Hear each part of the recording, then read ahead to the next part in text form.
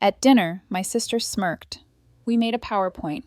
Why your trust fund should go to us. Slide 3. It said, "You were unexpected anyway." I clapped. Great pitch. Then Mom accidentally airdropped a meme from their secret chat without her. That night, I reset my passwords. By morning, things felt lighter. My mom called, voice shaking. "What's happening?" I didn't answer. I just sent a link to my PowerPoint. How to lose $1 million trust in 14 slides and one meme. My name is Victoria. I'm 28 years old, and if you ask my family who I am, they'd probably say something like, "Oh, that's Vic. She's around. Not the golden child, not the troublemaker, just the placeholder." My older sister Caroline is the golden one, always has been. Straight A's. She got balloons and cake. I got told to work harder. She crashed Dad's car at 17. Accidents happen. I saved up for my own beat-up Honda. Don't get cocky. I told myself for years that it didn't matter, that being invisible was easier than always being under the spotlight.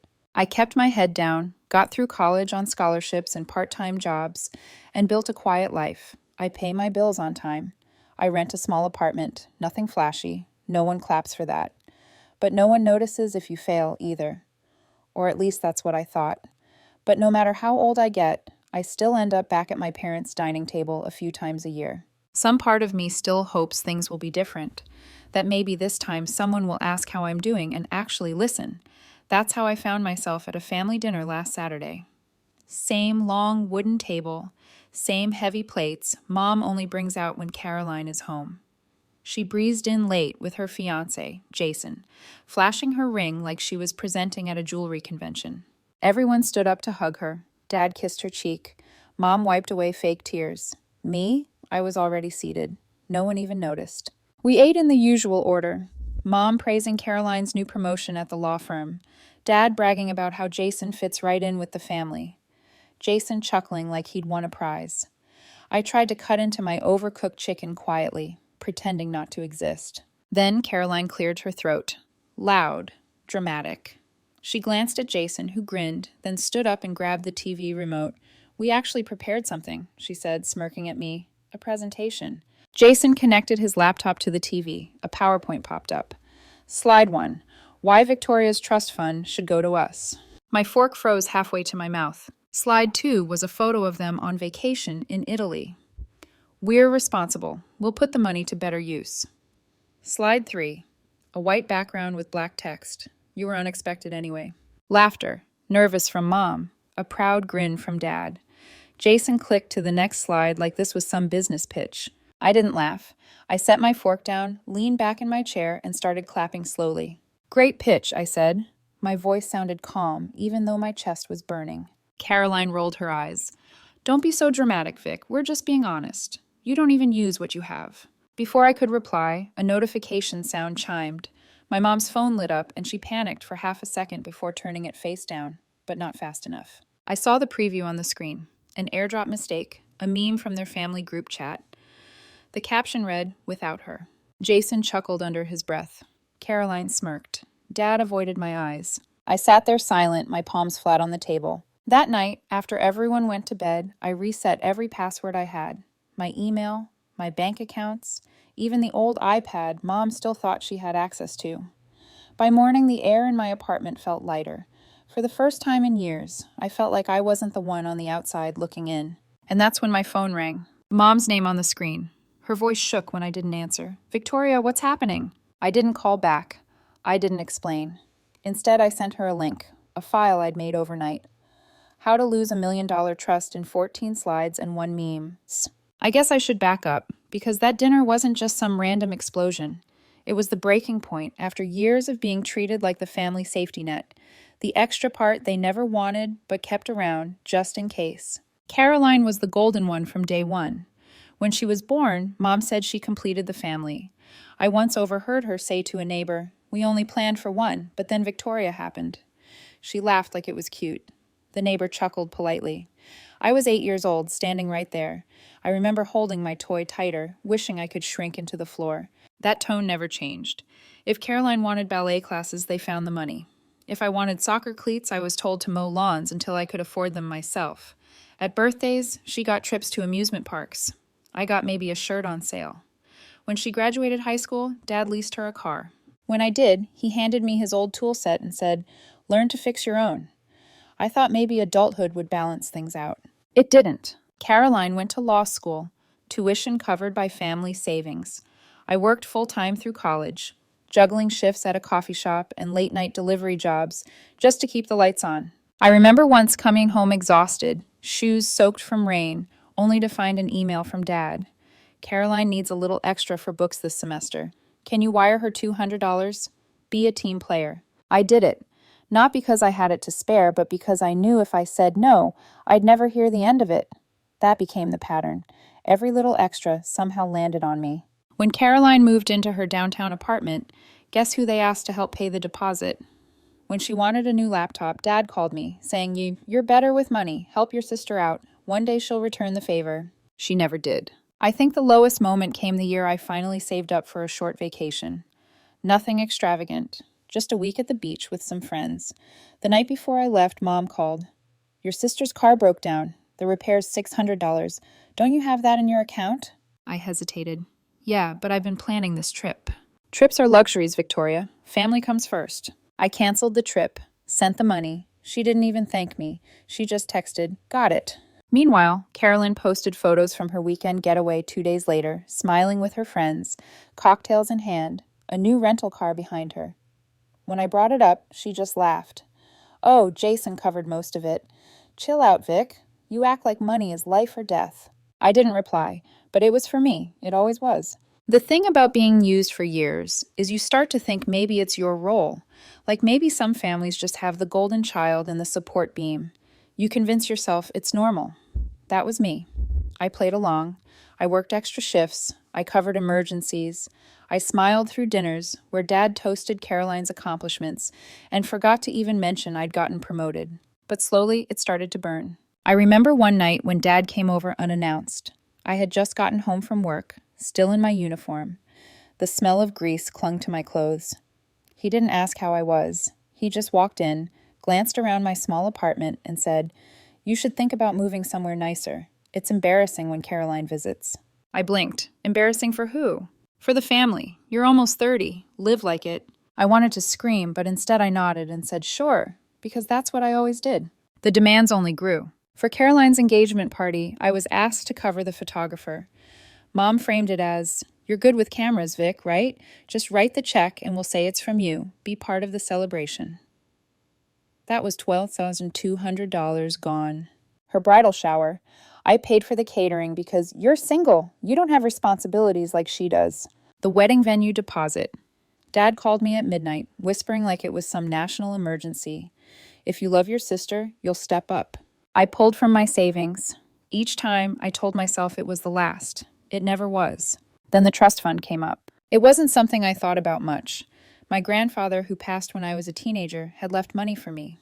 A college fund, technically, but since I worked through school, most of it stayed untouched.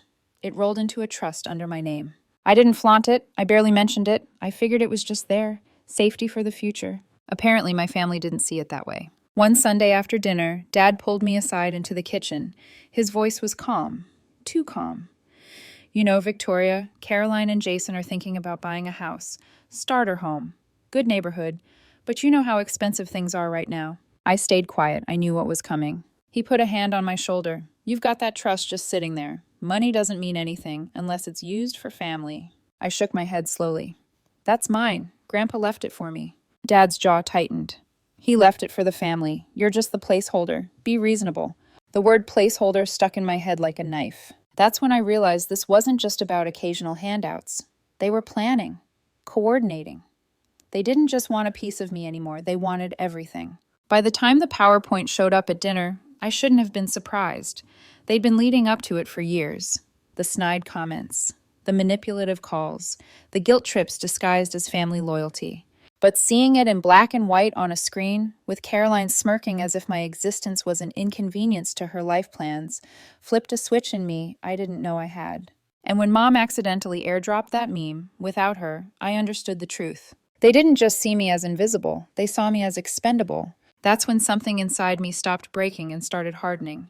Because I finally knew. If I didn't draw a line, they would bleed me dry until there was nothing left. Caroline's wedding was supposed to be the grand event of the year. At least that's how Mom and Dad described it for months. Every phone call, every text, every dinner turned into a countdown. By the time the day arrived, I already felt drained. I'd chipped in more than I could admit. The photographer, the catering, even part of the dress. My savings looked like a war zone, but I told myself I'd just get through it quietly. Smile for the photos. Shake hands. Go home. The venue was a country club ballroom, dripping with chandeliers and flowers that probably cost more than my car. Caroline floated around like a queen. Jason glued to her side. Mom fanning herself like she'd married royalty. I tried to blend in. I grabbed a drink, sat at the edge of the room, and watched them laugh with guests. Nobody looked my way. Then dinner started. Long white tables, clinking glasses, champagne flowing like water. Dad stood up to give the speech, smiling so wide I thought his face would crack. "My daughter," he said, lifting his glass toward Caroline, "is the pride of this family. She's worked so hard, and tonight we celebrate not just her marriage, but her future." Guests clapped. Caroline beamed. Jason kissed her cheek. Then Dad turned. His smile faded into something sharper. "Of course, families are complicated. Some members," he paused, eyes locking on me, "need to learn what it means to support others instead of themselves." A ripple went through the tables. People shifted uncomfortably. I froze, glass halfway to my lips. Caroline stood, smoothing her dress. "Actually, Dad, I'll take it from here." She signaled to Jason. He pulled out a laptop. My stomach dropped. Not again. The projector lit up the wall. Slide 1. Why Victoria should do the right thing. Gasps. Nervous laughter. A few relatives whispered. Caroline smirked. "We thought we'd make it simple for everyone. Some of you might not know this, but Victoria has a trust fund. A big one. And honestly, she doesn't need it. We do. We're starting a family, building a future. It just makes sense." Slide 2. Photos of their dream house. Slide 3. Victoria was unexpected. The room went dead silent. Even the DJ stopped the background music. I stood slowly. My chair scraped loud against the floor. My chest was tight, but my voice came out steady. "Turn it off." Caroline laughed nervously. "Oh, come on, Vic. Don't be so—" "Turn it off." Jason crossed his arms. "Relax. We're just making our case." I looked around the room. Faces of relatives, family friends, co-workers of my parents. Some shocked, some smirking like this was free entertainment. And then I spoke louder than I ever had in my life. "You've used me for years. Every bill, every so-called emergency, every guilt trip. I paid for this wedding. I paid for your parties. I canceled vacations. I sent money I didn't have, and it was never enough." Caroline rolled her eyes. "You're being dramatic." I took a step forward. "No, I'm being clear. This isn't about revenge. This is about closure. You don't get another dollar. Not from me. Not from Grandpa's trust. Nothing." The room buzzed. Someone coughed. My aunt muttered, "Good for her," under her breath. Mom stood, face pale but voice sharp. "Victoria, sit down. Don't ruin your sister's night." I turned to her. "She ruined mine every day for 28 years. Tonight, I'm done." Jason sneered. "You think you're the victim here? Grow up. Be a sister." I laughed. Short. Bitter. "A sister? You stood in my living room asking for money with a straight face. You made a PowerPoint about why my existence was unplanned. That's not family. That's users." Gasps again. Caroline's face flushed red. "How dare you?" "How dare you?" I snapped. "I'm not your backup plan. I'm not your bank. I'm not your placeholder." The silence was crushing. You could hear silverware clinking nervously against plates. I pulled my phone from my pocket, scrolled, and tapped a file. The projector flickered. My slides appeared. "How to lose $1 million trust in 14 slides and 1 meme." Laughter broke out. Sharp, awkward, but real. I clicked through quickly. Screenshots of texts demanding money, bank transfers, Mom's guilt trip messages, even the airdropped meme, without her. Faces in the crowd twisted. Some guests whispered. Others avoided eye contact. Mom gasped. Dad's jaw clenched. Caroline's mouth hung open. Jason muttered, "What?" I closed the laptop. Show's over. For the first time in my life, I walked away from that table without looking back. And not one person stopped me. The morning after the wedding, my phone lit up like a slot machine. 23 missed calls, 17 voicemails, 44 texts. By noon, it doubled. The family group chat, usually silent unless Caroline posted selfies, was suddenly alive. Mom, Victoria, you went too far. Call us now. Dad, we need to talk like adults. You embarrassed us. Caroline, you embarrassed me on my day. You're disgusting. Jason sent a string of question marks followed by, lawyers will eat you alive. Don't play games. I muted the chat. By evening, voicemails were coming in from relatives I hadn't spoken to in years. My Aunt Linda. Vic, honey, I don't know what happened, but you shouldn't air dirty laundry in public. Apologize and fix this. My Uncle Rick. Your mom is devastated. She's crying nonstop. You broke her heart. Is that what you wanted? I didn't respond. On day 2, the call switched tone. Mom's voice shook in one voicemail. You don't understand, Victoria. People are talking. Everyone saw what you did. Do you want to destroy this family? Dad's message was colder. That trust isn't really yours. It belongs to this family. We'll get it one way or another. That night, someone buzzed my apartment intercom nonstop. When I checked the camera, Dad was outside, arms crossed. Mom stood behind him, clutching her purse like it was a funeral. Victoria, open the door, Dad's voice boomed. I didn't move. He shouted again. You think you can shut us out? We gave you everything. I actually laughed. Everything. I thought of every shift I worked, every bill I paid, every trip I canceled so Caroline could have her way. Mom's voice cracked. Please, Vic, don't do this to us. To her. I turned off the intercom. Day 3, Caroline started posting online. Instagram stories of her crying in her wedding dress, with captions like, some people can't stand to see you happy. Jason added vague quotes about toxic family members and jealousy. Friends flooded the comments with sympathy. Meanwhile, my inbox filled with links from cousins and coworkers forwarding me the posts. Some supportive, some judgmental. I stayed silent. That silence drove them insane. Day 4, I got a call from an unknown number. Against my better judgment, I picked up. It was Caroline. Her voice was cold steel. You think you won last night? You didn't? You embarrassed yourself. Everyone thinks you're unstable. Good, I said. Then they'll leave me alone. You're hopeless, she spat. Grandpa's trust should have gone to me. Everyone knows it.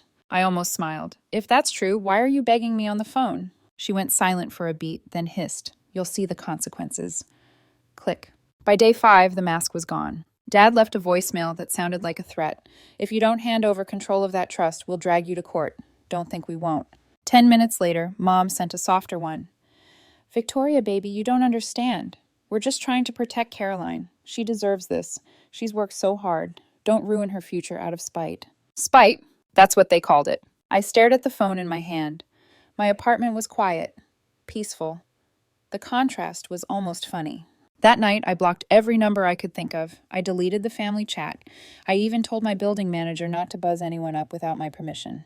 For the first time in years, I felt free. But freedom isn't quiet. Freedom leaves echoes. By day 7, their tone shifted again. Desperate. A text from Mom slipped through on a new number. We miss you. Please, let's talk. Don't shut us out forever. A voicemail from Dad. Caroline won't stop crying. Jason's furious. You've torn this family apart. Do you want to be responsible for that? And then the most surreal moment of all. A single meme, a screenshot from their secret chat, accidentally sent to me again. Same picture as before. This time, the caption read, without her, we can't win. That's when it hit me. They didn't love me. They didn't hate me. They just needed me. Needed my money, my silence, my compliance. And now they had none of it. So I poured a drink, leaned back in my chair, and let the phone keep buzzing on the counter. Because I knew something they didn't. For the first time in my life, I was holding all the cards. And I wasn't giving them up. Weeks passed, the calls slowed, then stopped. The texts trickled into silence. For the first time in my life, my phone wasn't a leash tied to their demands. I thought maybe that was it, that they'd give up. But my family never lets go without one last performance. It came on a Sunday. I was in my apartment cooking for myself when there was a knock at my door. Not the loud pounding of Dad. Softer, hesitant. When I checked the peephole, it was Mom alone. I opened the door halfway. She looked smaller than I remembered. Her voice was careful. Victoria, can we talk? I crossed my arms. You have 2 minutes. She stepped inside like she owned the place, eyes scanning my living room. We've all made mistakes. Things were said in anger, but family forgives. I laughed once. Family doesn't make PowerPoints about erasing each other. Her face tightened. Caroline was emotional. You embarrassed her in front of everyone, but she's your sister. She loves you. I shook my head slowly. She loves my money. Mom's voice cracked.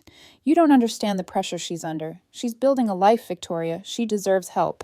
That word again. Deserves. I leaned closer. And what do I deserve, Mom? She opened her mouth, then closed it. I kept going. A childhood where I was a mistake. Birthdays with no cake. Vacations canceled so she could smile for Instagram. A lifetime of being erased so she could shine. She said nothing. You treated me like an ATM with legs, I said quietly. But I'm done.